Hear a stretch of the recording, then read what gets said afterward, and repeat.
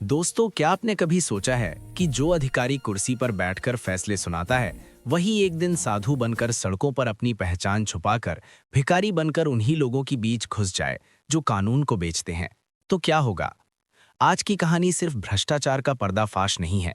ये एक ऐसे अधिकारी की जंग है जिसने सच के लिए अपने ही शरीर पर लाठियां खाईं, अपमान सहा, लेकिन हार नहीं मानी। ये कहानी है लखनऊ के ईमानदार और तेज तर्रार डीएम विवेक शर्मा की, जो बाबा कैलाशनाथ बनकर सिस्टम की गंदी दीवारों में घुसे और जिस सच को सब दबा रहे थे उसे पूरी दुनिया के सामने ले आए। दोस्तों, वीडियो को अंत तक जरूर देखिए। लखनऊ के कड़क डीएम विवेक शर्मा, जिन्हें अपनी सूझबूझ और न्यायप्रियता के लिए जाना जाता था, आज कुछ अलग ही करने वाले थे। लेकिन उनकी आंखों में एक गहरी चिंता थी। उन्हें नहीं पता था कि आगे जो होने वाला है वो उनके जीवन की सबसे बड़ी चुनौती होगी।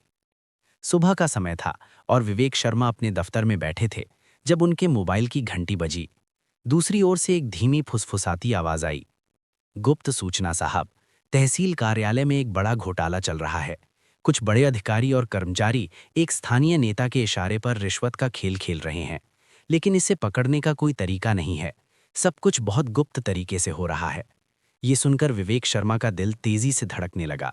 वो समझ गए थे कि ये एक बड़ी साजिश है और इसे उजागर करना आसान नहीं होगा। उन्होंने कुछ देर सोचा और फिर एक निर्णायक कदम उठाया। अगर हमें इस भ्रष्टाचार का पर्दाफाश करना है तो हमें खुद को खोना पड़ेगा। वो जानते थे कि व्यवस्था के भीतर घुसे बिना कुछ भी बदलना असंभव है। अगले दिन विवेक शर्मा ने अपनी सरकारी वर्दी और नेम प्लेट उतारी। उन्होंने अपने चेहरे पर गेरुआ वस्त्र पहना और बन गए बाबा कैलाशनाथ। ये उनका सबसे बड़ा छिपा हुआ हथियार था। ये किसी के लिए भी चौंकाने वाला था। वो अब एक साधु के रूप में शहर की सड़कों पर भटक रहे थे।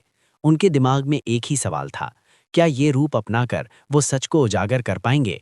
लेकिन इस रूप में वो खुद को नहीं बल्कि पूरी व्यवस्था को चुनौती देने जा रहे थे।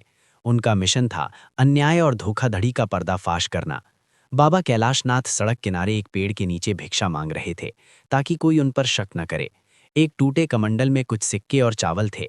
तभी वहां से दो पुलिसकर्मी गुजरे, एक युवा सिपाही और एक दरोगा, जिनका नाम था दरोगा सुरेश। सुरेश ने बाबा को देखा और व्यंग्यात्मक मुस्कान के साथ उनके पास रुक गया। ए बाबा, क्या कर रहे हो यहाँ? बाबा कैलाशनाथ ने शांत स्वर में कहा। ईश्वर की खोज में हूं बेटा।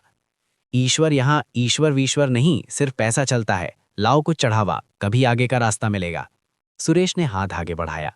बाबा कैलाशनाथ ने विनम्रता से कहा, मेरे पास तो कुछ नहीं है बेटा, जो भी है सब दान में मिला है। ये सुनकर दरोगा सुरेश को गुस्सा आ गया। अरे, तुम जैसे पाखंडी साधुओं को हम बहुत जानते हैं। पैसे नहीं दोगे तो यहाँ से जाओ। बाबा ने जब मना किया तो सुरेश ने अपने सिपाही से कहा, इसे सबक सिखाओ। सिपाही ने बाबा को धक्का दिया और दरोगा सुरेश ने उनके गाल पर एक जोरदार थप्पड़ जड़ दिया। चल हट यहाँ से, भिक्षा मांगने नहीं लात खाने आए हो क्या? भीड़ हंस रही थी, लेकिन किसी को नहीं पता था कि आज जिसे लातों से निकाला जा रहा है वही कुछ ही पलों में उनकी गर्दन तक पहुंचने वाला था। अगले दिन बाबा कैलाशनाथ अपने गेरुआ वस्त्रों में तहसील कार्यालय के दरवाजे पर खड़े थे। उनकी आंखों में एक अदृश्य योजना का जोश था, लेकिन उस दरवाजे के भीतर उनका सामना एक अलग ही सत्य से होने वाला था। तहसील कार्यालय का मुख्य फाटक खटखटाया। भीतर से एक बाबू निकला जिसकी आंखों में नींद और अहंकार दोनों थे। उसने बाबा को ऊपर से नीचे तक देखा और गुर्राया, कहाँ चले आए हो बाबा? मंदिर समझ रखा है क्या? यहाँ भजन कीर्तन नहीं, कानून चलता है। बाबा कैलाशनाथ ने शांत स्वर में कहा, बेटा, तुम्हारे दरबार में एक फरियाद लेकर आया हूँ, मेरी मदद करो। बाबू ने ठहाका लगाया, फरियाद? तू करेगा फरियाद?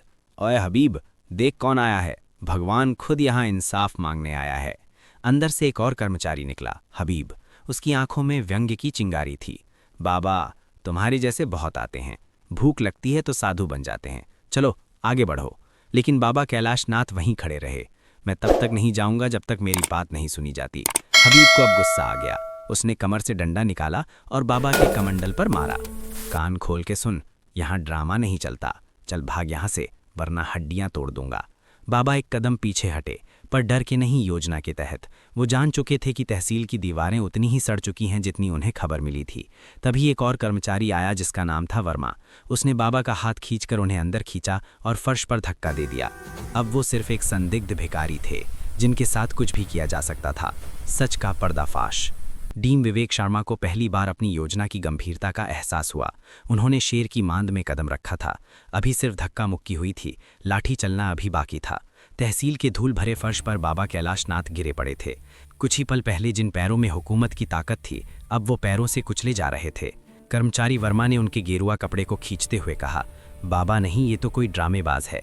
पता नहीं कौन सा पागल साधु बनकर आया है। आजकल तो अपराधी भी भेष बदल लेते हैं। हबीब ने लाठी उठाई और पहला वार बाबा की पीठ पर किया। सच बताएगा, कौन है तू, किस लिए आया है? बाबा कैलाशनाथ दर्द से कराह उठे, लेकिन चुप रहे। उनकी योजना का सबसे महत्वपूर्ण हिस्सा यही था, सहनशीलता, क्योंकि बोलते ही मिशन खत्म हो जाता। उन्हें सिर्फ रिश्वत नहीं, बल्कि पूरे षड्यंत्र को उजागर करना था। लाठी की आवाज़ तहसील की दीवारों में गूंज रही थी, लेकिन किसी ने उन्हें रोका नहीं। एक कर्मचारी मोबाइल में वीडियो गेम खेलता रहा, दूसरा हंसता हुआ बोला, इसकी हालत देखो, अब ये बाबागिरी नहीं करेगा। हर प्रहार के साथ विवेक शर्मा की आंखों में सच्चाई और भी स्पष्ट होती जा रही थी। यहाँ कानून नहीं, लाठी का कानून चलता है। उन्होंने अंदर के एक कमरे में नज़र दौड़ाई। वहाँ एक मेज़ थी जिस पर एक मोटा रजिस्टर खुला पड़ा था। उस रजिस्टर में दर्ज थे नाम, केस और रिश्वत की राशि। वो समझ गए थे कि खेल सिर्फ बाहर नहीं, कागजों में भी खेला जा रहा था। तभी एक युवक घबराया हुआ आया और बोला, साहब मेरे खेत पर अवैध कब्जा हो गया है, शिकायत लिखवानी है। कर्मचारी हबीब ने उसकी ओर देखा और कहा, आरिश 5,000 लाओ तभी कलम चलेगी, वरना यहाँ से रफू चक्कर हो जाओ। बाबा कैलाशनाथ ने सब सुन लिया। अब उन्हें कोई शक नहीं था, यहाँ के रखवाले ही भक्षक बन चुके थे। इसी क्षण उनकी योजना ने एक नया मोड़ लिया। वो अब सिर्फ गवाह नहीं, बल्कि गवाही देने वाला तूफान बनना चाहते थे। रात होने लगी थी और बाबा कैलाशनाथ को एक कोने की कोठरी में डाल दिया गया था। उनके शरीर पर लाठी के निशान अभी भी जल रहे थे, लेकिन उनकी आंखों में अब भी आग थी। वो यहाँ हार मानने नहीं, इतिहास लिखने आए थे। धीरे धीरे तहसील कार्यालय में हलचल कम होने लगी। विवेक शर्मा ने चुपचाप अपने कमंडल से एक छोटी सी चीज निकाली, एक माइक्रो कैमरा। ये वही कैमरा था जिसे उन्होंने गेरुआ कपड़े के भीतर छिपा रखा था और जिसने अब तक हर वार, हर गाली, हर सौदे को रिकॉर्ड कर लिया था। तभी दीवार के पार से कुछ आवाजें आने लगीं। वो धीरे से अपनी बेंच से उठे और दीवार से कान लगाया। विधायक जी का फोन आया था, उस जमीन वाले केस को दबा दो, 2 लाख दिए हैं, आधा ऊपर जाएगा, बाकी बांट लेंगे। इन आवाजों ने जैसे विवेक शर्मा की नसों में आग भर दी। उन्होंने कैमरे को दीवार की दरार में टिकाया और पूरा संवाद रिकॉर्ड कर लिया। अब उनके पास सबूत था और आग। अगली सुबह तहसील कार्यालय के गेट पर अचानक सफेद सरकारी गाड़ियों की कतारें लग गईं। एक फॉर्च्यूनर, फिर एक सरकारी एम्बेसडर और फिर 2 जीपें जिन पर लिखा था जिलाधिकारी लखनऊ। सभी कर्मचारी हैरान थे। तभी भीड़ में से एक साधु की तरह कपड़े पहने आदमी ने कदम आगे बढ़ाया। लाठी की मार से झुकी कमर अब सीधी हो रही थी।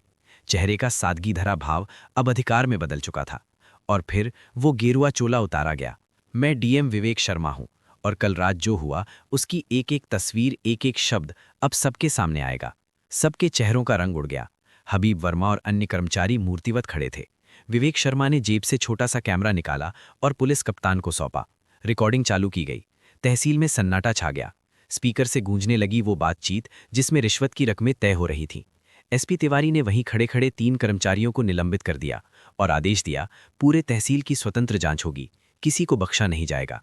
बाबा कैलाशनाथ की चुप्पी अब गूंज बन चुकी थी। उस दिन गेरुए चोले ने सरकारी वर्दी पहनकर नहीं, बल्कि उसे उतार कर न्याय दिलाया। पूरे जिले में ये खबर आग की तरह फैल गई। डीएम साहब साधु बनकर तहसील पहुंचे और लाठी खाकर सच्चाई उजागर कर दी। स्थानीय समाचार चैनलों ने सुर्खियां चलाईं, बाबा नहीं बहादुर निकला, डीएम विवेक शर्मा का sting on operation. DM Vivek Sharma एक बार फिर अपनी असली वर्दी में थे। छाती पर चमकते बैज, माथे पर हल्की पट्टी, जो लाठी की चोट की याद थी और आत्मसम्मान की भी। जब उनसे सवाल पूछा गया, साहब आपने जान जोखिम में डालकर ये सब क्यों किया, उन्होंने मुस्कुराकर जवाब दिया, क्योंकि अगर व्यवस्था खुद गूंगी बहरी बन जाए तो न्याय सिर्फ किताबों में रह जाता है, और मैं किताबों का नहीं, जमीन का आदमी हूं। इस घटना के बाद पूरे प्रशासन में एक लहर सी चल गई। मीडिया में ये खबर ब्रेकिंग न्यूज बनकर चलने लगी। सोशल मीडिया में हैशटैग विवेक शर्मा ट्रेंड करने लगा। जनता उनके समर्थन में जुड़ गई। राज्य सरकार ने विवेक शर्मा को विशेष वीरता सम्मान से नवाजा। लेकिन सबसे बड़ी जीत थी जनता का विश्वास। गांव वाले जो पहले सरकारी दफ्तरों के नाम से डरते थे, अब कहते थे जहां विवेक शर्मा जैसा अफसर हो वहां इंसाफ खुद चलकर आता है। कुछ महीनों बाद एक स्कूल में बच्चों से पूछा गया, तुम बड़े होकर क्या बनना चाहते हो? एक नन्हे बच्चे ने जवाब दिया, बाबा बनकर बुरे लोगों को पकड़ने वाला पुलिस वाला। कक्षा में सब हंसे, लेकिन उस शिक्षक की आंखें नम थीं, क्योंकि वो जानता था कि इस देश को वर्दी वाले नहीं, अब भीतर से जलने वाले धधकते दिल वाले अफसर बदलेंगे। और उन दिलों में सबसे ऊपर नाम लिखा गया था डीएम विवेक शर्मा उर्फ बाबा कैलाशनाथ। कहानी खत्म नहीं हुई, बस एक मिशन पूरा हुआ, क्योंकि जब व्यवस्था सो जाए तो उसे जगाने के लिए कभी कभी साधु बनना पड़ता है और लाठी खानी पड़ती है। तो दोस्तों, आपको ये कहानी कैसी लगी? अगर अच्छी लगी हो तो प्लीज़ हमारे चैनल AI स्टोरी को सब्सक्राइब और वीडियो को एक लाइक ज़रूर करें, जिससे हमारा हौसला और भी बढ़ता रहे और हम आगे भी आपके लिए ऐसी ही नई इंटरेस्टिंग कहानियाँ लेकर आते रहेंगे। धन्यवाद।